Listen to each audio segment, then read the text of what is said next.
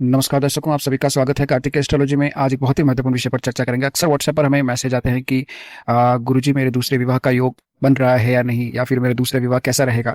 तो आज हम इस विषय पर डिटेल में आपको जानकारी देंगे और हम ये भी बताएंगे कि कौन से ग्रह इसके लिए सबसे ज्यादा जिम्मेदार होते हैं। क्या दूसरा विवाह सफल रहेगा या विफल रहेगा, या फिर आपको दोबारा विवाह करना चाहिए या नहीं, इसके बारे में भी हम डिटेल में आपको जानकारी देंगे। बने रहिएगा चैनल के साथ और अ, वीडियो को शेयर जरूर कीजिए, वीडियो को लाइक जरूर कीजिए, चैनल को सब्सक्राइब जरूर कीजिएगा। चलिए चर्चा शुरू करते हैं। तो देखिए दर्शकों, सबसे पहले हम समझते हैं कि कुंडली में विवाह किन चीजों से देखा जाता है। सबसे पहला जो भाव है वो है सप्तम भाव, जिसे हम सेवंथ हाउस कहते हैं। दूसरा पॉइंट है सप्तमेश। तीसरा पॉइंट है पुरुषों के लिए शुक्र और महिलाओं के लिए गुरु देखा जाता है। और सबसे महत्वपूर्ण पांचवा पॉइंट वो है नवमांस कुंडली, जिसे हम D9 चार्ट भी कहते हैं। अगर इन सभी में दोष आता है तो वैवाहिक जीवन में समस्याएं शुरू हो जाती है। अब हम बात करते हैं कि दूसरे विवाह कब बनता है। तो देखिए, सेवंथ हाउस अगर पापक ग्रहों से प्रभावित है, पापक ग्रह कौन से? राहु, केतु, शनि, मंगल, तो अक्सर पहला विवाह टूटने का चांसेस ज्यादा रहता है। अगर सप्तम भाव में पापक ग्रहों का प्रभाव है तो चांस ज्यादा रहता है विवाह टूटने का। दूसरा, सप्तमेश का छठे, आठवें, 12वें भाव में जाना कहीं ना कहीं सेपरेशन, डाइवोर्स के योग बनते हैं, वो भी स्ट्रॉन्ग योग बनते हैं। तीसरा पॉइंट है शुक्र का खराब होना। शुक्र अगर राहु के साथ है या सूर्य से कॉम्बिनेशन है तो प्रेम और विवाह में इंस्टेबिलिटी आती है।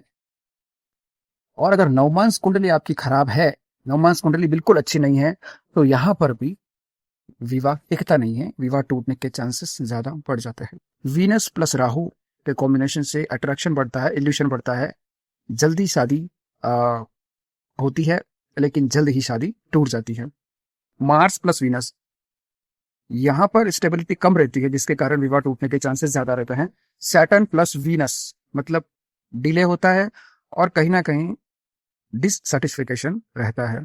राहु अगर कुंडली के सेवंथ हाउस में है तो अनकन्वेंशनल मैरिज या सेकेंड मैरिज के चांस ज्यादा रहते हैं। अगर सेवंथ हाउस में मल्टीपल प्लैनेट्स हैं, मोर देन वन, और एक से ज्यादा अगर प्लैनेट्स है सेवंथ हाउस में, ग्रह हैं, तो कहीं ना कहीं एक से ज्यादा रिलेशनशिप उस व्यक्ति के रहते हैं। अब हम कैसे पहचाने कि हमारा दूसरा विवाह टिकेगा या नहीं टिकेगा? तो ये सबसे बड़ा सवाल आपके मन में जरूर आता होगा। तो अगर आपकी D9 चार्ट मजबूत है तो दूसरा विवाह आपका टिकेगा। सेकंड हाउस अगर आपका अच्छा है तो फैमिली सपोर्ट आपको मिलेगा। एट्थ हाउस अगर आपका अच्छा है तो आपकी शादी लॉन्ग लास्टिंग रहेगी। अब हम बात करते हैं कि अगर फिर से कोई दोष रिपीट हो जाए तो क्या होगा। तो दूसरा विवाह भी खतरे में रहता है। अगर शुभ ग्रह की दशा में आपका विवाह हो गया तो कहीं ना कहीं वैवाहिक जीवन अच्छा रहता है। अक्सर क्या होता है कि देखिए, दो तीन कुछ पॉइंट्स है। सबसे पहला पॉइंट तो यही है कि अगर आप अपने कुंडली का एनालिसिस नहीं करवाते, ऐसे ही आपने बिना कुंडली का एनालिसिस, बिना कुंडली मैचिंग करवाए, बिना ही शादी कर ली, फिर जो आपका पार्टनर है वो मांगलिक निकला और आप मांगलिक नहीं है, तो विवाह कहीं ना कहीं टिक नहीं पाता। और दूसरी बार विवाह करते हैं, दूसरी बार में भी अगर आप कुंडली मैच नहीं करवाते हैं, फिर सामने वाला कोई मांगलिक निकल गया और आप मांगलिक नहीं है, तो भी वो कहीं ना कहीं विवाह टूटने के चांसेस ज्यादा रहते हैं। ठीक है। और एक और इम्पोर्टेंट पॉइंट ये है कि अगर आपकी कुंडली में और आपके पार्टनर की कुंडली में, दोनों की कुंडली में दशा या महादशा अच्छी चल रही है तो आप एक दूसरे को इजीली समझ पाते हैं, मिसअंडरस्टैंडिंग नहीं आती, जिसके कारण विवाह आपका अच्छा चलता है। कोई प्रॉब्लम्स, कोई बाधाएं, कोई रुकावटें नहीं आती है।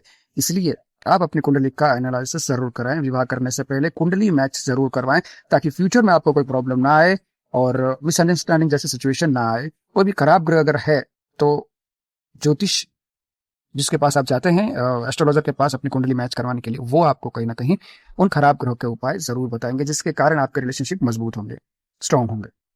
अब देखिए, अब सबसे पहले अगर आपको कुछ समझ में नहीं आ रहा है कि आपके जीवन में कुछ बहुत अजीब अजीब घटनाएं घट रही है, बार बार रिलेशनशिप टूट रहा है, बार बार शादी टूट रही है, आपका पहला विवाह टूट गया, दूसरा विवाह टूट गया, अब तीसरा विवाह करने से आपको डर लग रहा है, तो एक छोटा सा मैं आपको उपाय बताता हूँ। ठीक है। और कुछ दो तीन उपाय बताऊंगा आपको, रेमेडीज बताऊंगा। ये अगर आप कर लेते हैं तो बहुत हद तक आपका जो रिलेशनशिप है या हमारी लाइफ है वो अच्छी रहेगी। सबसे पहले आप शुक्र को मजबूत करें, शुक्र को स्ट्रॉन्ग करें। शुक्रवार को सफेद वस्त्र पहने, गाय को चारा खिलाएं, ओम शुक्राय नमो इस मंत्र का आप 108 बार जाप करें। या फिर अपने वैवाहिक जीवन में सफलता पाने के लिए आपको माँ लक्ष्मी की उपासना करनी चाहिए। शुक्रवार के दिन डेली माँ लक्ष्मी की पूजा कीजिए, धूप दीप जलाइए, ठीक है। कोई भी महालक्ष्मी जी का मंत्र आप जप कीजिए या फिर आप राधा कृष्ण जी की पूजा कर सकते हैं। अब दूसरा मैं आपको ऊपर बताता हूँ, अगर आपकी कुंडली में मांगलिक दोष है और मांगलिक दोष के कारण विवाह बार बार टूट रहा है या रिलेशनशिप बार बार टूट रहा है, तो हनुमान जी की पूजा करें और मंगलवार को व्रत जरूर रखें, या मंगल के मंत्र ओम अंग अंगारकाय नमः इस मंत्र का जाप आप कर सकते हैं। तीसरा उपाय, अगर आपकी कुंडली में राहु केतु का दोष चल रहा है तो शनिवार को सरसों के तेल का आप दान कर सकते हैं और राहु का मंत्र ओम राहवे नमः इस मंत्र का जाप कर सकते हैं। चौथा पॉइंट, शनि का प्रभाव। अगर शनि की दशा महादशा के कारण या शनि कुंडली में अच्छी स्थिति में नहीं है, जिसके कारण वैवाहिक जीवन आपका बिगड़ रहा है, टूट रहा है, दूसरी शादी भी आपके टूटने के कगार पर आ रही है, या रिलेशनशिप टूट रहा है, तो आप गरीबों को कुछ दान जरूर दीजिए और शनि मंदिर में दीपक जरूर प्रज्वलित कीजिए। अब देखिए, रत्नों के बारे में बात करूं तो आप कुंडली एनालिसिस करवा कर ही रत्न धारण कीजिएगा। यहाँ पर मैं अगर आपको बताऊं तो हीरा, जो कि वीनस के लिए बहुत अच्छा माना जाता है, वो आप धारण कर सकते हैं।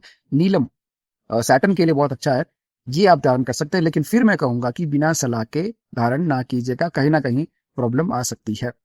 कुंडली एनालिसिस के लिए जो स्क्रीन के ऊपर जो व्हाट्सएप नंबर फ्लैश हो रहा है, वहां पर अपनी डिटेल हमें जरूर भेजिएगा और जो भी आपकी समस्याएं हैं वो हमसे जरूर शेयर कीजिएगा। चलिए दर्शकों, तो आज के लिए बस इतना ही। मैं एक बात कहना चाहूंगा कि देखिए, सिर्फ ग्रह ही जिम्मेदार नहीं होते, आपका व्यवहार भी उतना ही महत्वपूर्ण है।